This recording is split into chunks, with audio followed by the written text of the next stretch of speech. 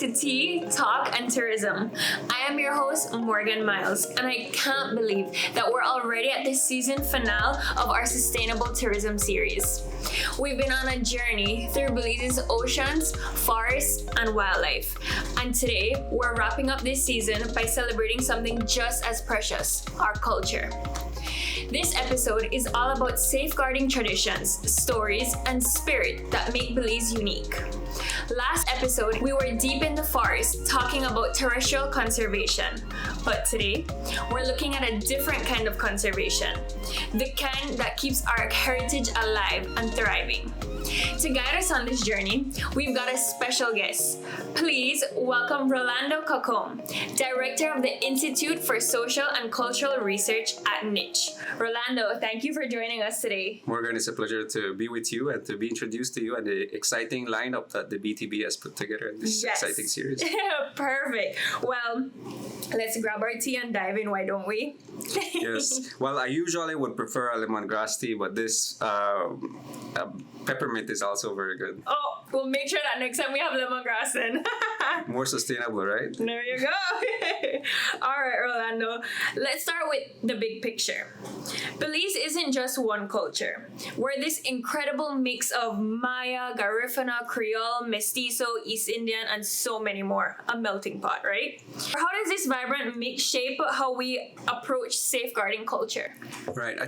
We can get very personal about it because I'm looking at you and I'm trying to identify which ethnicity would you fall under. And maybe the same question goes to me as well. And many people in Belize will refer to me immediately as a mestizo because of my appearance. Right. And perhaps yourself, do you get sometimes an East Indian? I do, yeah, yes.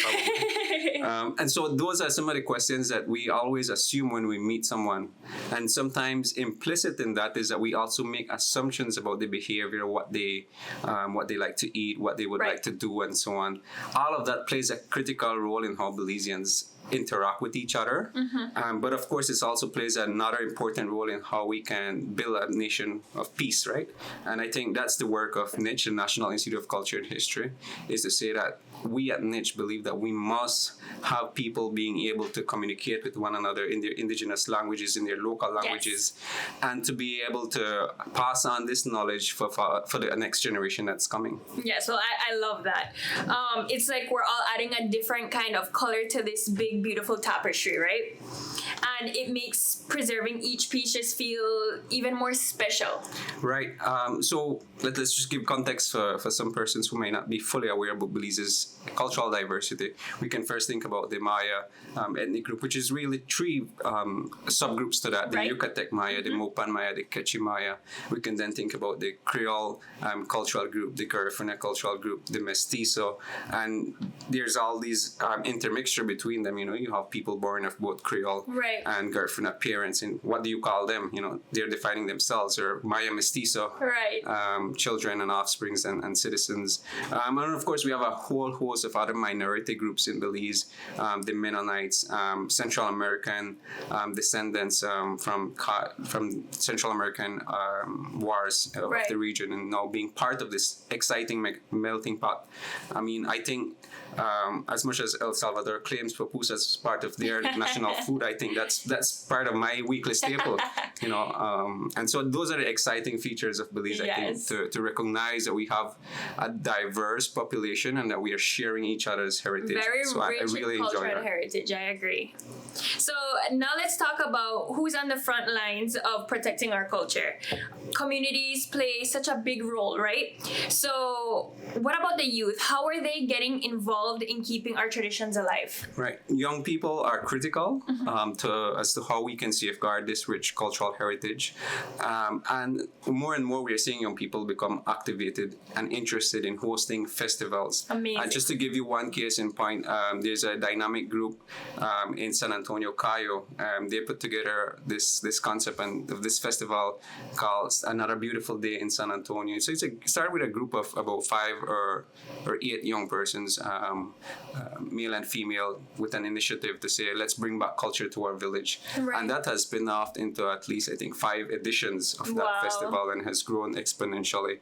And the support of both the private and the public sector is critical in all of these things. Right. So meaning institutions like NICH, we believe fundamentally that culture is driven by communities. We can play an enabling environment by giving advice, giving an applause, giving funds, as does the BTB in all of this. But it's really up to the communities engaging with young people, engaging with children, to be able to make culture happen at the everyday level, in terms of language, in terms of food, in terms of folklore, in terms of dance. The list can go on and on. Yes. It's all that makes us who we are, right? I love it. It's like a cultural mix for the next generation. Amazing. I think there's something really cool about reconnecting with your roots and making it fun at the same time. Right, and reconnecting with the roots and fun, but then there's also the other layer of technology, right? And that's where the young people, I think, are very critical to be a part of this conversation, because TikTok, that's the attention span of most Belizeans right now. It is TikTok. There has been a big boom in TikTok in Belize. Yes. Many times I visit my parents, and my dad is on TikTok more than me. Oh, wow. So I'm like, what's happening here? And so we do need to get young people involved to ensure that cultural content, our content, is available on TikTok. Perhaps less foreign songs, but more local songs. So I think we have to become, as well as young people, less consumers and more producers, as we are today, producing this exciting podcast. So I fully support these types of initiatives. Good, I love that. Well, we've got to give a special shout out to our community-based groups, NGOs, and cultural councils who have been doing so much to keep our intangible culture alive. Rolando, what are some ways that they're ensuring that our traditions and customs don't just fade away? Right. There are many initiatives that are happening throughout the country. NICH is behind several of the national ones.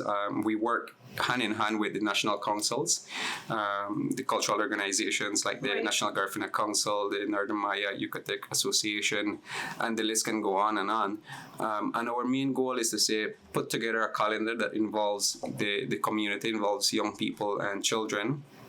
And so those are happening. And then on top of that, NICH, as well as other partners, often sponsor international visits, exchanges and delegations to Mexico, to the other Central American countries, to ensure that there's an exchange of cultural practices. And then thirdly, we also have the exciting Belize Culture Fund, which we are currently receiving applications for. And this is quite open. We have, at this stage, $30,000 that we're hoping to distribute to community-based festivities. So those are some of the three types of initiatives that NICH is leading with these cultural organizations. Right. But really and truly, I want to applaud those organizations and leaders that don't wait to hear a response from NICH to get things started. Right. And that's very impressive. Like, they are able to, on their own, find funding in their circles. And I'm very much, I very much applaud those type of initiatives. We would like to also still document those in the photographs and the videos, and to safeguard those as well as part of our historical record. For sure. Long before, you and I, or long after you and I are no longer here, that the next generation can see how back in 2024, this is how they celebrated. They might find it very strange, but we're doing our thing now. Yes. Well, that's incredible. It's like every time someone joins our Garifuna drumming session or learns Mayan, they're carrying these traditions forward. It's like a legacy that they can't replace overall. Right. I think you're absolutely right there, but there's also a huge risk factor involved. There's a huge debt, a historical debt that we owe, not to get too deep, but historically, because we are a post-colonial society, all of these traditions were heavily discriminated against. I mean, drumming among the Creole population was banned because the Europeans were very fearful that drumming and getting together, or local people getting together, would lead to them rebelling against the system of enslavement. And so I think we have to accept that. We have to accept that we don't have sufficient resources to cover all the wonderful projects and ideas that people have. But it's a way forward. It is a struggle that we are involved in for freedom and for culture, right? Right. Well, Rolando, let's get into the $1 million question. Or should I say the tourism dollar question? Tourism is such a big part of Belize's economy, and people come from all over the world to experience our rich cultures, as you know. But how do we grow tourism in a way that supports our economy while still honoring and preserving the heart of Belizean culture? Right. Morgan, I think there's a lot of good case studies that are happening there. Not so much in terms of foreign tourism, but in terms of local tourism. Right. Many of the festivities and local based cultural celebrations attract a large number of locals, and there's a lot of economic boom that happens when you have these events. Let me give another case in point. Most recently, NICH and the Ministry of Human Development, Families and Indigenous Peoples Affairs acquired a set of deer dance attire. And since then, this has skyrocketed in a huge demand by communities to do this dance. And a few weeks ago, in Blamopan City, in the Mayamopan community, they did a deer dance. And they fundraised somewhere around maybe $5,000 to $6,000, wow. generated around $10,000 in profit from all the food sales that they did. As well as another $2,000 in direct contributions when people saw the dance and contributed to the group. And that $10,000 will be used, perhaps I should say, for a church that they are seeking to build for their community. So that's right. People taking on the initiative, mobilizing funds, and then generating a profit. So I think that tourism aspect is right there in terms of local tourism. Right. Imagine if that included foreign tourists at the event. Yeah. So I think there's a lot of case studies like that across the country. And it's also, I think, about us saying to people, if you mobilize, if you can get together as a group and remain accountable and find partnerships like with the BTB or with NICH and other agencies, that right. we can do something really great for this country. Right. So for all of our listeners out there that are planning a trip to come to Belize, it's all about respecting the experience. Dive into our culture, enjoy it, but please remember that it's something to celebrate. It's not just to maybe take or change. It's what kind of makes Belize unique. So respect it while you come and visit us. But all right, let's kind of switch gears a bit. Let's talk about globalization. It's bringing new influencers into our lives every day. So Rolando, the big question.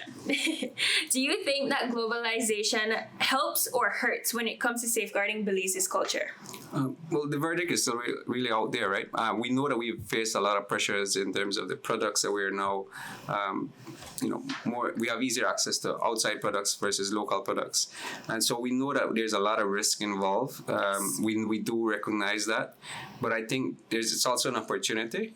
We now have access, I think, to more technology, as I mentioned earlier, to be able to transmit and record culture. And beyond that, I think it's an opportunity for us to be able to export our products and export our services by hosting these types of cultural events and experiences in the country. So I would say certainly there's a challenge, but let's not get bogged down by the challenge. Right. Let's look at it as an opportunity. So it's a little bit of both. Right. So are there any Belizean traditions or arts that almost got lost but are making a comeback? I'd love if you could maybe tell me a little anecdote or something. Right. Well, our viewers would love it as well. I just got thinking about proverbs, one okra full basket, and I think that's the message that we're saying. Like, let's start with one step at a time, and we'll get there. Invite young people. Maybe not all of them will show up. Not all the persons that you invite to your group will continue on after a month or two. Right. But let's not get desperate. Let's view this as a long-term commitment to Belize and to all the rich culture that we have. Right. I love that. Amazing. It's like these traditions are just getting their time in the spotlight again. Just showing how resilient Belize culture is and how resilient the Belizean people are as well, when it comes to all of this. But okay, so here's something that I'm also very curious about. Are Belizean kids actually learning about their own culture in schools, or is this just all happening outside of the classroom? Right. I feel sometimes that there's a misconception that we're not teaching enough history and culture. It is there in the curriculum. Right. And throughout this country, every year there's various highlighted events like Cultural Week and Cultural Days and so on. But it is inbuilt in the curriculum that we are learning history and we are learning culture. Perhaps there's a demand for more, rightly so, and we have to continue to develop that commitment. But I think more and more as well, we're seeing a need to develop resources, and through the Ministry of Education, NICH is a partner of this idea called the 501 Academy, where we're making open access research materials and heritage materials available to students and teachers. So I think there's a lot of good things that are happening despite the challenges. Right. And we are noticing a trend. Like there are certain risks that we're noticing. Like I, for instance, as a young person, as a young father myself, like there's also a privileging of speaking English as opposed to Creole in the household and at the school among the next generation that's coming. So those are also things that we have to be looking at. You know, like why is that the case, and what does it imply for the next generation? Yeah, for sure. Well, I definitely love that, and I agree with that. I think there's something very special about, you know, learning your history, but you're actually still living it, and, you know, all of that combined is just amazing. Well, Rolando, thank you so much for coming in today and sharing all of this information with us. This season has been all about preserving and promoting the beauty of Belize and why culture is such a big part of all of that. And to everyone listening, please make sure that you all are protecting our culture and making it a part of your everyday lives, because it's just not about saving the past. It is about creating a future that we're all proud of. So thank you. Yeah, you're welcome, Morgan. Actually, I felt that was like 5 minutes, so I'm very pleased to have had this nice chat with you, and I think we need to have more of this, you know. Yes. Among ourselves as persons in the industry, but also at the community level. So I'm very happy to have had this chat. Yes, I agree, and I was over the moon excited when they asked me to host this event, and that I would be able to talk about all of these different topics about conservation, sustainability, different things like that. It's things that I'm passionate about, and being able to meet you all and just have these important, much needed conversations has been amazing. Right. So, well, you are the ambassador, don't you, sir? Yes, so congratulations on that, and keep up the good work as well. Thank you. Well, folks, all right, that is it for this season of Tea, Talk, and Tourism. Thank you for joining us on this journey through sustainable tourism. Grab your tea, keep on talking, and let's keep Belize beautiful. See you on the next season, guys.